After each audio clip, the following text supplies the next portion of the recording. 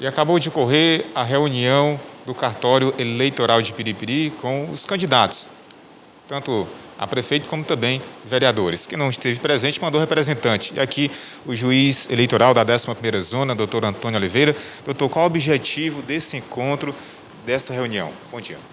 Bom dia, Moisés. Cumprimentos. Na realidade, o objetivo da reunião foi exatamente passar algumas informações que entendemos relevantes para os pretensos candidatos, representantes de partidos e de coligações. E, é claro, também para os representantes de veículos de comunicação. Então, foram abordados temas variados, por exemplo, desde o esclarecimento acerca da portaria dos fogos, né? Foi publicada agora no dia 29, a portaria com a nossa assinatura, no sentido da vedação da utilização de fogos de artifício durante a campanha eleitoral. E por que isso aconteceu?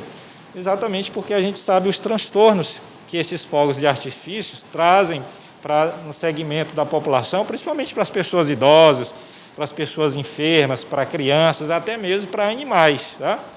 Não bastasse o risco, o incômodo, o desassossego que isso costuma trazer, tem um risco ambiental também, porque não raras vezes, principalmente a gente está num período seco, um período seco na nossa região, não raras vezes uma fagulha desses fogos cai ao chão e termina provocando um incêndio.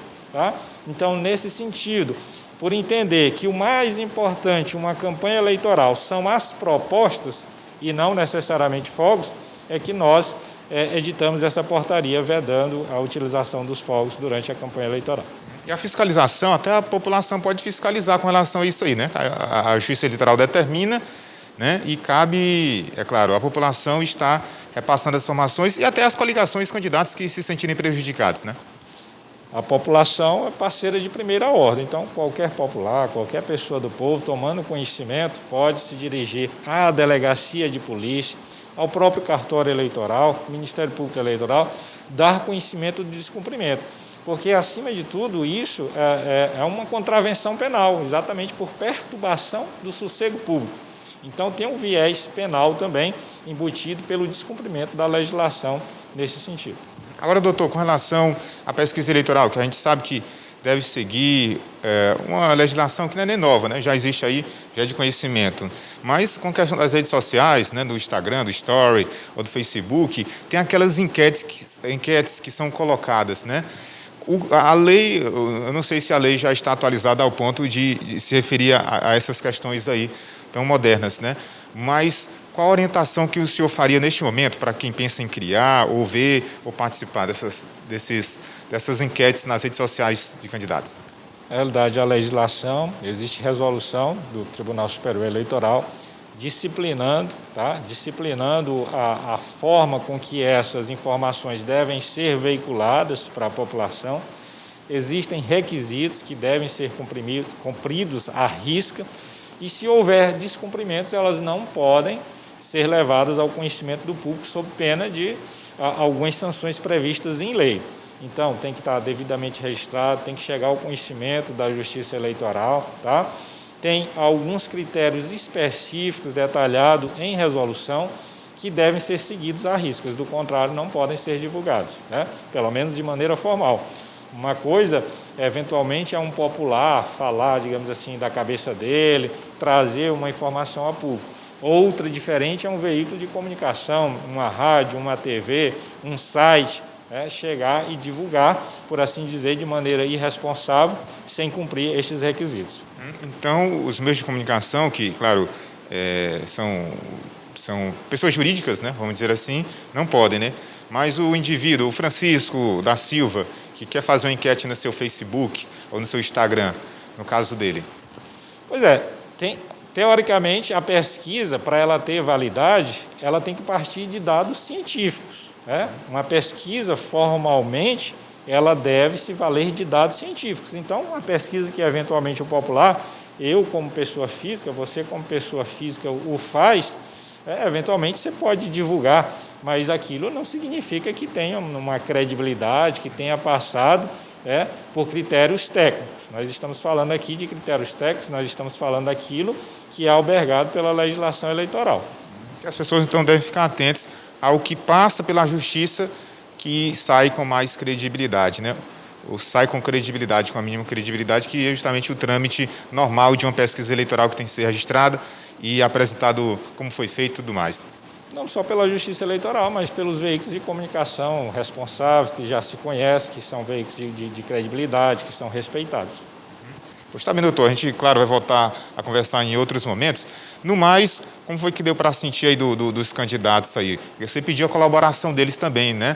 Como é que você sentiu também essa... Porque vai ter tem que haver uma colaboração. Como foi essa conversa?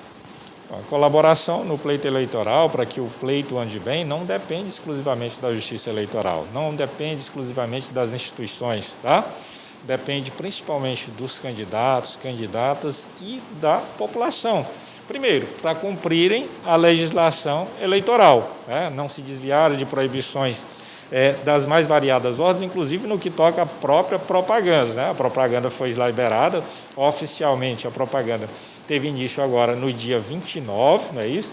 Então tem toda uma sistemática, tem todo um conjunto de regras que devem ser obedecidos, limitações de horários, percurso, né? Em breve a gente vai editar uma nova portaria disciplinando os locais, os percursos que estão proibidos, que estão vedados, tá?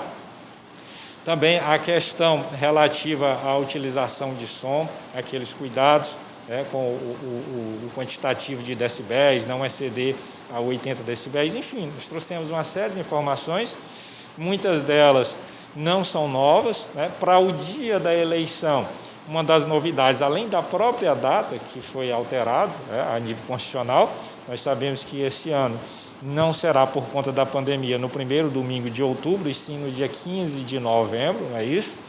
No dia da eleição, haverá uma hora adicional, então se nos pleitos anteriores a eleição iniciava às 8 e ia até às 17 horas, esse ano vai iniciar uma hora antes, então, portanto, às 7 da manhã.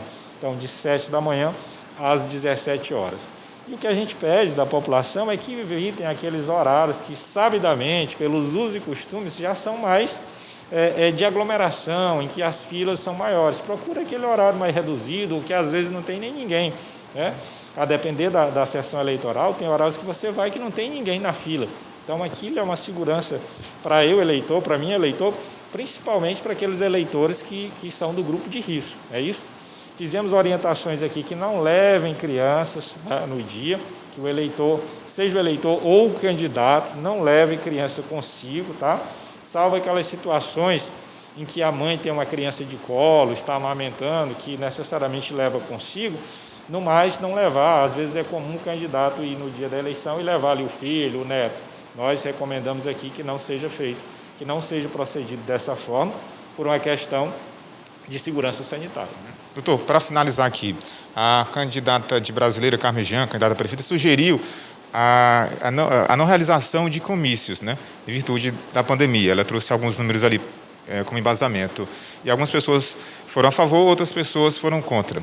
Né? Diante desse tema, né, comício, como é que a Justiça Eleitoral vai proceder, vai conversar, como é que vai ser?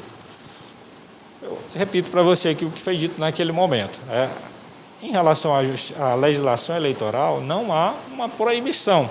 A legislação eleitoral ela não proibiu a realização de comícios, carreatas, passeatas. No entanto, por conta da pandemia, o que se espera é o bom senso, tá certo? Das pessoas que evitem essas aglomerações. Tá? Então, quanto mais gente eu tenho num local, maior a probabilidade de doença. Então, não adianta aqui eu ficar desesperadamente acompanhando meu candidato, minha candidata, em locais sem segurança, às vezes a pessoa até sem máscara, tá certo? Sem um mínimo de cuidado, quando está colocando a sua vida e a vida de terceiros em risco. E o que eu falei para ela, que o ideal é que os partidos, as coligações, ajustem acordos entre si, inclusive um termo de ajuste de conduta, que pode ser firmado perante o Ministério Público, porque isso vai facilitar a fiscalização, vai facilitar a vida de todos para que siga um bom pleito eleitoral. Agradeço, então, aqui a atenção do doutor Antônio Oliveira, que é juiz da 11ª Zona Eleitoral. Moisés Lopes para o Piripiri Repórter.